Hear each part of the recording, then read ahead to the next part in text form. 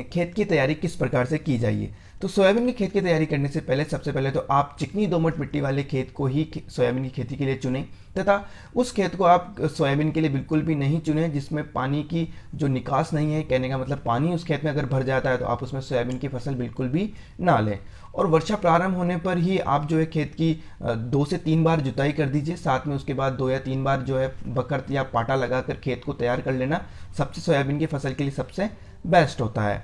अब बात करते हैं बोने का समय एवं तरीका। जो सोयाबीन की उन्नत फसल के लिए आपको सोयाबीन की बोने का जो सही समय है वो जून के अंतिम सप्ताह से जुलाई के प्रथम सप्ताह तक, यानी कि 25 जून से लेकर 10 जुलाई तक के मध्य का समय सोयाबीन की बुआई के लिए सबसे बेस्ट माना जाता है।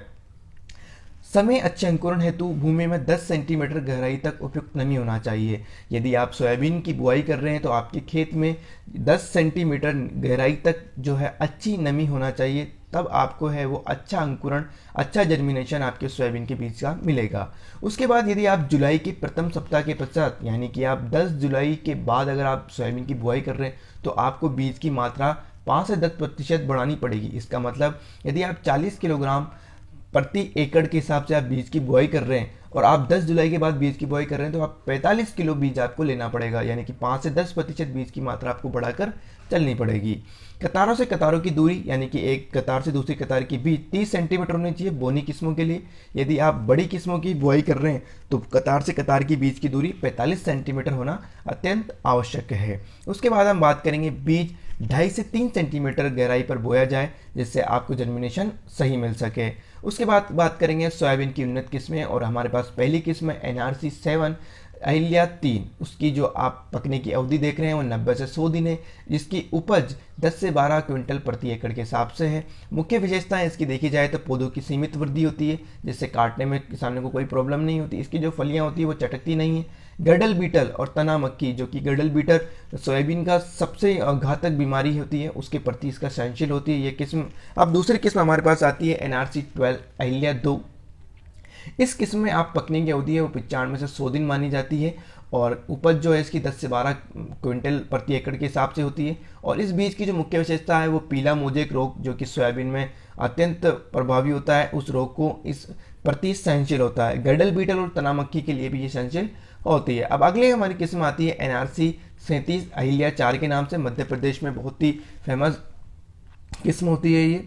पकने की अवधि जो है वो 100 से 105 दिनों के मध्य होती है और इसकी उपज जो है वो 8 से 10 क्विंटल प्रति एकड़ के हिसाब से मानी जाती है। अगली किस्म आती है NRC 86। इस किस्म के अंदर अगर बात की जाए तो पकने का जो है 90 से 95 दिनों में पकती है, यानी कि इसकी जो उपज है वो 8 से 10 क्विंटल प्रति एकड़ है और इसकी जो मुख्य विशेषताएं हैं वो पीला मोजेक रोग के प्रति सहनशील होती है और गडल बीटल तथा तना मक्खी के लिए सहनशील है। और चारकोल रोट एवं झुलसा रोग, जो कि सोयाबीन में एक फंगल रोग आता है, ये इस रोग के प्रति अत्यधिक सहनशील होती है और इसको आप अगर आपके खेतों में ये रोग ज़्यादा आता है तो आप जो NRC 86 किस्म को ले सकते हैं।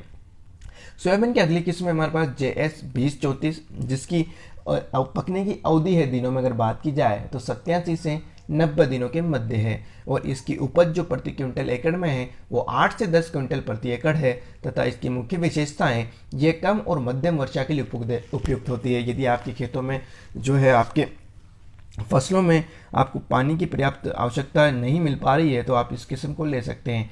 चारकोल रोग और पत्ती धब्बा जो स्पॉट लीफ रोग है उसके प्रतिरोधी किस्म ये होती है। अगली हमारी किस्म आती है JS 2029। इस किस्म की पकने की अवधि है 90 से 95 दिन तथा उपज है 10 से 12 प्रति क्विंटल। मुख्य विशेषता पीला मोजेक वायरस और ये जो येलो मोजेक वायरस के नाम से इसे जाना जाता है और चारकोल रोट जो कि एक फंगल डिजीज है उसके प्रति जो है सहनशील होती है।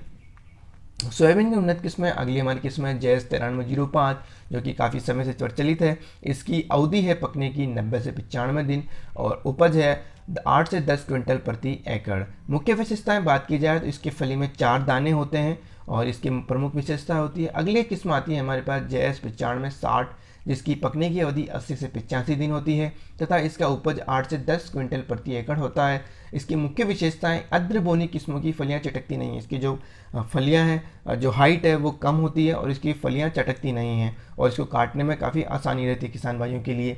अगली हमारे पास बात करते हैं बीजोपचार की, बीज की मात्रा यानी कि आप कितना बीज आपको 1 एकड़ में बोआना होगा। यदि आप छोटे दाने वाली किस्में अगर आप अपना रहे हैं तो आपको 28 किलोग्राम प्रति एकड़ बीज को आवश्यकता होगी। यदि आप मध्यम साइज के दाने वाली किस्में अपना रहे हैं तो आपको 32 किलोग्राम प्रति एकड़ के हिसाब से बीज की आवश्यकता होगी। यदि आप बड़े दाने वाली किस्में अपना रहे हैं तो 40 किलोग्राम प्रति एकड़ की बीज की आवश्यकता होगी। उसके बाद हम बात करेंगे बीजोपचार की। दोस्तों इस वीडियो को पूरा जरूर देखिए ताकि आपको इस बीजोपचार की पूरी जानकारी, साथ ही में किस्मों के बारे में जानकारी तथा इनमें होने वाले रोगों की पूरी जानकारी मिल सके। वीडियो को लाइक जरूर करते रहिए जिससे हमारे किसान भाइयों को इस वीडियो को ज़्यादा से ज़्यादा जानकारी प्राप्त होती रहे।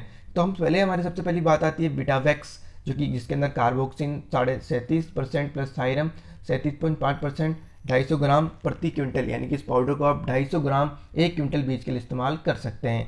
दूसरा हमारे पास आता है साफ पाउडर, जो कि 250 ग्राम प्रति क्विंटल बीज के हिसाब से आप इसको काम में ले सकते हैं। अब बात आती है हमारे पास तीसरी जो हमारे पास दवाई है वो आती है पायरोक्लस्ट्रोबिन 5% FS, और इसके अंदर थायोफिनाइट मिथाइल भी आता है, जिसको आप 200 ml यानी कि 200 ml की एक दवाई को आप 1 क्विंटल बीज के लिए आप इस्तेमाल कर सकते हैं। फिर आती है हमारे पास गाउचू बायर कंपनी का, जिसके अंदर इमिडाक्लोपिड होती है। इसको आप 100 ml दवाई को आप 1 क्विंटल बीज को उपचार करने में काम में ले सकते हैं। उसके बाद हम बात करते हैं कल्चर का उपयोग, जो कि सबसे इंपॉर्टेंट होता है। तो एक होता है हमारे पास राइजोबियम और दूसरा होता है हमारे पास PSB कल्चर। इन दोनों को आप मिक्स कर जो आपने एक बार फफूंदनाशक दवाइयों, जो इससे पहले जो पाउडर से आपने दवाइयों को उपचारित किया था, बीज को उपचारित किया था, उसके बाद उसको सुखाने के बाद आपको 5 ग्राम राइजोबियम जीवाणु को मिलाकर 5 ग्राम PSB कल्चर के साथ मिलाकर घोल बनाकर और 1 किलोग्राम, यानी कि 5 ग्राम तो लेंगे आप राइजोबियम और 5 ग्राम लेंगे PSB कल्चर, इन दोनों का घोल बनाकर आप बीज को उपचारित करें। मगर उपचारित बीज को छाया में रखना चाहिए एवं शीघ्र बोनी करना चाहिए, बुआई जल्दी से जल्द इसको करना चाहिए। मगर किसान भाइयों इसमें ध्यान रखें आप कि फफूंदनाशी दवाइयों तथा कल्चर को कभी भी एक साथ नहीं मिलाएं, वरना आपके जर्मिनेशन में प्रॉब्लम हो सकती है। उसके बाद हम बात करते हैं सोयाबीन में पोषण प्रबंधन। तो सबसे पहले आप जो अपने खेत में है वो सड़ी हुई गोबर की खाद, कंपोस्ट खाद, जो आपके देसी खाद है, उसको आप 2 टन प्रति एकड़, यानी कि 1 एकड़ में 2 टन खाद को आप इसमें डलवा सकते हैं। उसके बाद हम बात करते हैं जैसे कि हमारे पास उर्वरक की मात्रा, यानी कि सोयाबीन में अगर हम बात करें 1 एकड़ के लिए तो नाइट्रोजन 8 किलोग्राम होना चाहिए आपको, फॉस्फोरस 32 किलोग्राम प्रति एकड़, और जो पोटास है वो 8 किलोग्राम प्रति एकड़, और सल्फर की जो मात्रा है वो 8 किलोग्राम प्रति एकड़ होना चाहिए। ये जो हमने मात्रा आपको दी है नाइट्रोजन, फास्फोरस और पोटास, सल्फर की, इसकी मात्रा आपकी सॉइल टेस्ट के आधार पर परिवर्तित हो सकती है। हम बात करते हैं सोयाबीन में खरपतवार नियंत्रण।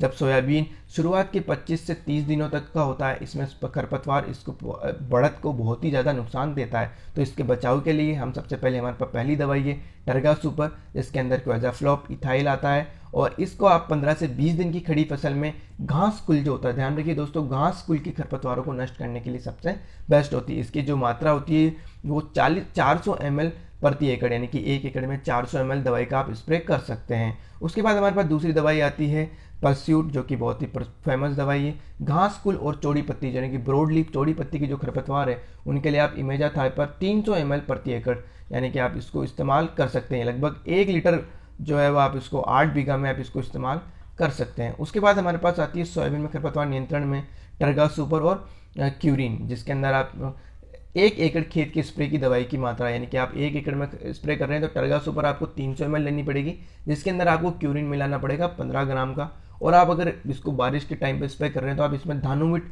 जो कि एक स्प्रेडर होता है, चिपको सिलिकॉन स्प्रेडर, उसको भी आप इस्तेमाल कर सकते हैं। यदि आप इस दवाई स्प्रे करने के बाद बारिश भी आ जाती है तो इसका आपको दवाई फसल पर कोई नुकसान नहीं होगा। और ध्यान रखिए दोस्तों, इसको केवल सोयाबीन में ही स्प्रे करें, इसको अन्य किसी फसल में स्प्रे नहीं करें। टर्गा सुपर और क्यूरिन को बहुत से लोग उड़द में भी इसे डाल देते हैं, अगर आप उड़द में इसे डालेंगे तो आपकी उड़द की फसल बिल्कुल जलकर नष्ट हो जाएगी दोस्तों। तो ध्यान रखें, केवल टर्गा सुपर और क्यूरिन को केवल और केवल सोयाबीन में ही इस्तेमाल करें। इसके बाद हमारे पास आता है अन्य दवाई, जो बोने के पूर्व, यानी कि प्री इमरजेंस जो हमारे पास दवाई होती है वो फ्लूक्लोरिन 45% EC होता है, जो कि बासप कंपनी का बासालिन नाम से मार्केट में उपलब्ध होता है। 800 ml दवाई को 1 एकड़ में स्प्रे करें, और इसको बोने के पूर्व भी आप खाली खेत में इसको स्प्रे कर सकते हैं। और जब इससे क्या होगा कि आपकी जो सिर्फ सोयाबीन की फसल ही खेत में उगेगी, और अन्य जो खरपतवार है वो उनकी उत्पत्ति नहीं हो पाएगी। अगली दवाई की बात करते हैं हम धानुटॉप, जो कि पेंटामेथाइलिन आती है। तो अंकुरण के पूर्व, यानी कि उगने से पूर्व आपने एक बार खेत में आपको सोयाबीन की बुआई कर दी है, जब सोयाबीन उगने से पहले ही आप इसको जो है पेंटामेथाइलिन को 1.5 लीटर या 1 सवा लीटर पेंडामेथाइलिन को आप 1 एकड़ में आप इसको 250 ml पानी में मिलाकर जो आपका फ्लैट नोजल होता है उसकी सहायता से पूरे खेत में स्प्रे कर सकते हैं। इससे आपको खरपतवार उत्पत्ति नहीं हो पाएगी। उसके बाद हम बात करते हैं सोयाबीन में सिंचाई की। तो दोस्तों, सोयाबीन में सिंचाई अत्यंत महत्वपूर्ण होती है। इसकी सिंचाई करने के लिए आप जो है फलियों में दाना भरते समय अर्थात सितंबर माह में, क्योंकि आप इसकी जो है जुलाई में अगर आप लगभग बुआई करेंगे तो आपको सितंबर माह में जब इसकी फलियों में दाना भरेगा